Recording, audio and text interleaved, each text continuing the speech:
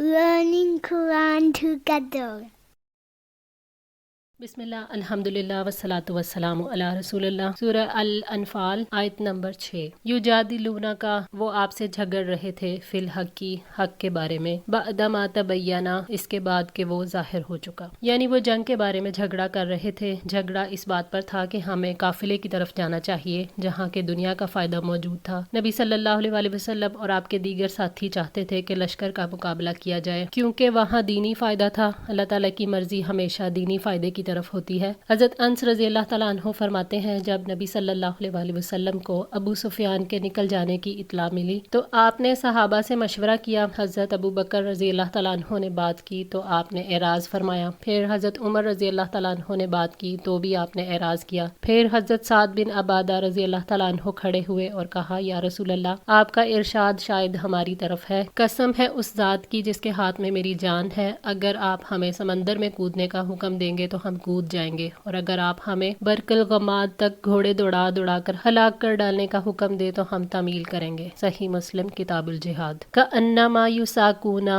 गोया के वो हांके जा रहे हों इलल मौती मौत की तरफ, वहुम यंजुरून और वो देख रहे हों। जब उन पर ये बात वाज़ेह हो गई कि ये मार्का होकर रहेगा तो मोमिनों में से एक गिरोह ने इस बारे में नबी सल्लल्लाहु अलैहि वसल्लम से झगड़ा किया। वो दुश्मन का मुकाबला करने को नापसंद करते थे, गोया कि उनको उनके देखते हुए मौत की तरफ धकेला जा रहा है। हालांकि ये रवैया उनको ज़ेब नहीं देता था, खास तौर पर जब उन पर वाज़ेह हो गया था कि उनका घर से निकलना हक पर मबनी है। ये अल्लाह ताला का हुक्म है और वो इस पर राजी है। इस सूरत हाल में ये बहस करने का मुकाम नहीं था। बहस का मुकाम वो होता है जहाँ हक में शुबा हो, लेकिन जब हक वाज़ेह और जाहिर हो जाए तो उसकी अताअत के सिवा कोई सूरत बाकी नहीं रहती। ये तो थी उन लोगों की बात, मगर अक्सर अहले ईमान ने इस बारे में किसी किस्म की बहस नहीं की और ना उन्होंने दुश्मन का मुकाबला करने को नापसंद किया। अल्लाह ताला ने उनको साबित कदमी अता फरमाई और उनको वो असबाब मुहैया फरमाए जिनसे उनके दिल मुतमईन हो गए। व इज़ यईदुकुमुल्लाहु जब अल्लाह ताला तुमसे वादा कर रहा था, इहदता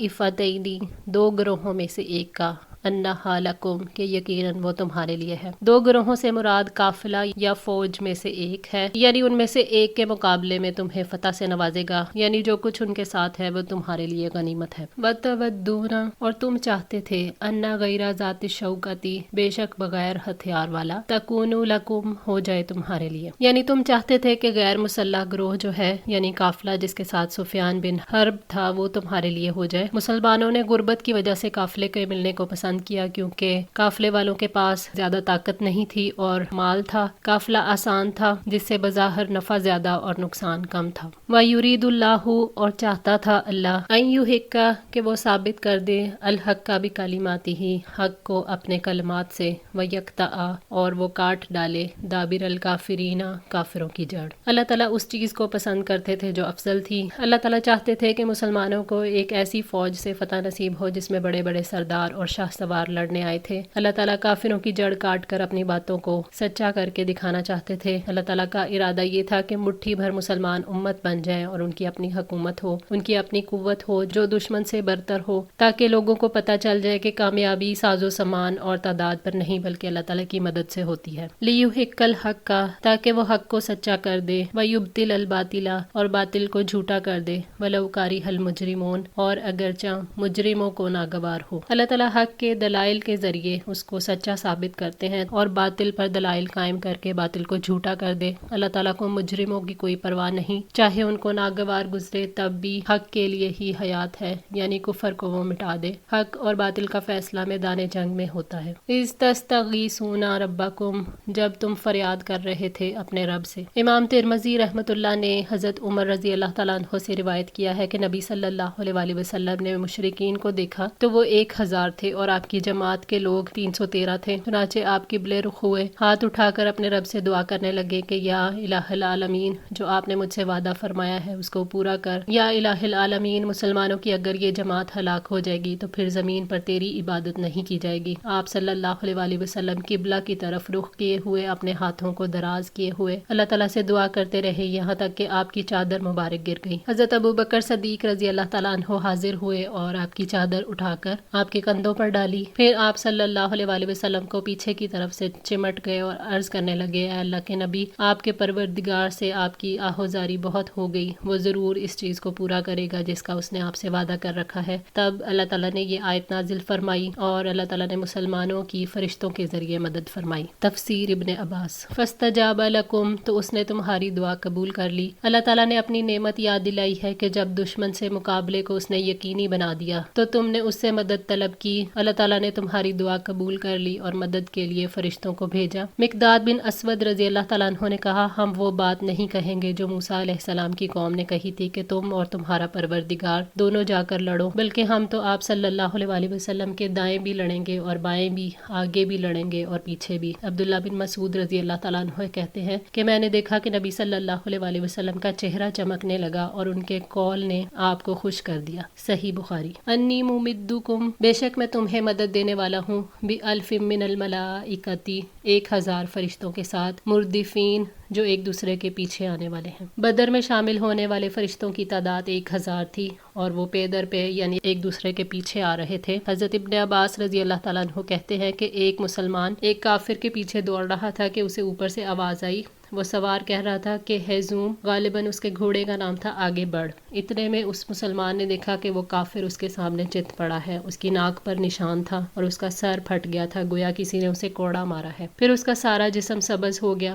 وہ انصاری نبی صلی اللہ علیہ وسلم کے پاس آیا اور سارا ماجرا بیان کیا۔ آپ نے فرمایا، تم سچ کہتے ہو، وہ فرشتے تیسرے آسمان سے مدد کے لیے آئے تھے۔ صحیح مسلم کتاب الجہاد۔ حضرت ابن عباس رضی اللہ تعالیٰ عنہ کہتے ہیں کہ آپ صلی اللہ علیہ وسلم نے فرمایا، یہ جبرائیل امین ہے، اپنے گھوڑے کا سر تھامے ہوئے اور ان پر لڑائی کے ہتھیار ہیں۔ صحیح بخاری۔ وما جعلہ اللہ، اور اللہ تعالیٰ نے نہیں بنایا اس کو، الا بشرا، مگر ایک خوشخبری، ولتطمئن بہ قلوبکم، تاکہ تمہارے دل اس سے مطمئن ہو جائیں، یعنی اللہ تعالیٰ کی امداد سے تمہارے دل مطمئن ہو۔ ملائکہ نے جنگ نہیں کی تھی، بلکہ اللہ تعالیٰ نے انہیں مسلمانوں کے لیے خوشخبری بنایا تھا تاکہ ان کے دل مطمئن اور ثابت قدم ہو۔ ومن نصر الا من عند اللہ، اور نہیں ہے مدد مگر اللہ تعالیٰ ہی کے پاس سے۔ ان اللہ عزیز حکیم، یقیناً اللہ تعالیٰ سب پر غالب، کمال حکمت والا ہے۔ یعنی فتح اور نصرت تو اللہ تعالیٰ کے ہاتھ میں ہے۔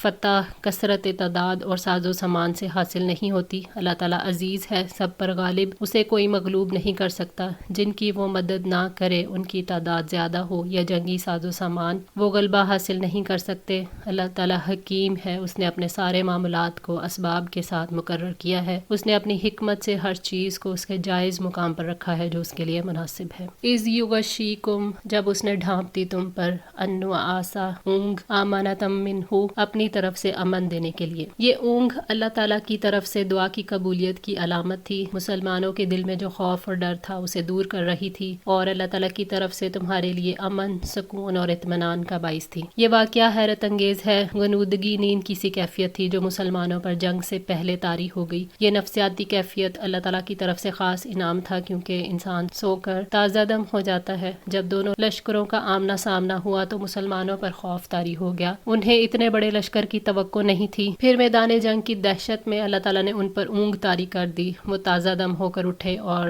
ذہنی بوجھ سے فارغ ہو کر صبح فریش ہو گئے، اور اس طرح یہ غنودگی اللہ تعالیٰ کی طرف سے غیبی امداد تھی۔ وَيُنَزِّلُ عَلَيْكُم مِّنَ السَّمَاءِ مَاءً، اور وہ آسمان سے تم پر پانی نازل کر رہا تھا، لِيُطَهِّرَكُم بِهِ، تاکہ اس کے ذریعے سے تمہیں پاک کر دے، وَيُذْهِبَ عَنكُم، اور لے جائے تم سے، رِجْزَ الشَّيْطَانِ، شیطان کی گندگی، وَلِيَرْبِطَ، اور تاکہ وہ مضبوط کر دے، عَلَى قُلُوبِكُم، تمہارے دلوں کو، وَيُثَبِّتَ بِهِ الْأَقْدَامَ، اور اس کے ساتھ تمہارے قدموں کو جما دے۔ اللہ تعالیٰ نے بدر میں بارش بھی برسائی جو اس کی طرف سے بہت بڑا انعام تھا۔ اللہ تعالیٰ نے بارش کے نازل کرنے کے 4 مقاصد واضح کیے ہیں۔ ایک تو یہ کہ اس کے ذریعے تمہیں پاک کر دے، یعنی تم غسل بھی کر لو اور نماز کے لیے وضو بھی کر لو، اور دوسرے تم سے شیطان کی گندگی بھی دور کر دے۔ قتادہ رحمۃ اللہ نے کہا کہ شیطان نے دلوں میں یہ بات ڈال دی تھی کہ بغیر طہارت کے نماز ہوگی۔ ابن ابی حاتم۔ اللہ تعالیٰ نے شیطان کے وسوسوں اور نجاست سے ان کے دلوں کو پاک کر دیا، اور تیسرے یہ کہ وہ تاکہ تمہارے دلوں کو مضبوط کرے، یعنی صبر اور یقین میں مضبوط کر دے، اور چوتھے یہ کہ اس کے ساتھ تمہارے قدموں کو جما دے، کیونکہ زمین ہموار تھی اور نرم تھی۔ جب اس پر بارش نازل ہوئی ہوئی تو سخت اور ٹھوس ہوگی اور قدم مضبوطی سے جمنے لگے۔ بدر کے میدان میں مشرکین نے پہلے وہاں پہنچ کر بہترین جگہ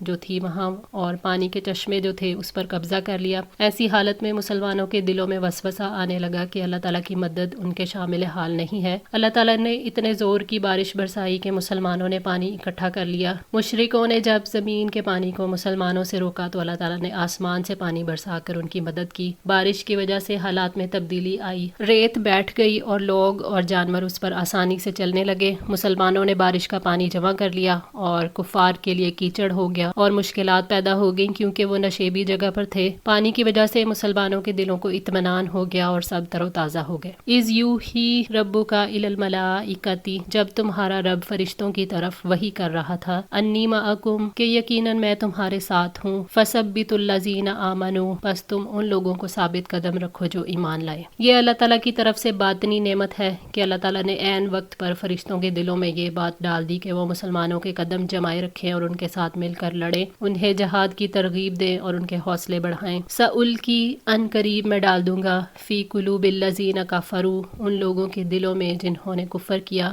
الرعب، رعب کو۔ اللہ تعالیٰ نے مسلمانوں سے فرمایا کہ حوصلے بلند رکھو، میں کافروں کے دلوں میں تمہاری دہشت بٹھا دوں گا۔ جب اللہ تعالیٰ ایمان والوں کو ثبات اور کافروں کو دہشت عطا کرتا ہے تو کافر ثابت قدم نہیں رہتے، اللہ تعالیٰ انہیں ایمان والوں کے قبضے میں دے دیتا ہے۔ فَاضْرِبُوا، پس مارو، فَوْقَ الْأَعْنَاقِ، گردنوں کے اوپر، وَاضْرِبُوا مِنْهُمْ، اور مارو ان پر، كُلَّ بَنَانٍ، ہر پور پر۔ اللہ تعالیٰ نے یہ خطاب فرشتوں سے بھی کیا ہے کہ اہل ایمان کے دل مضبوط رکھیں اور دشمنوں سے قتال کریں، ان کی گردنوں پر ماریں اور ان کے جوڑوں پر ضرب لگائیں۔ ملائکہ کے طریقہ کار کے بارے میں ہمیں علم نہیں، مگر انہوں نے اللہ تعالیٰ کے حکم کے مطابق کام کیا۔ انہوں نے کفار کی گردنوں پر وار کیا اور ان کے جوڑوں پر وار کیا تاکہ وہ کسی کام کے نہ رہیں۔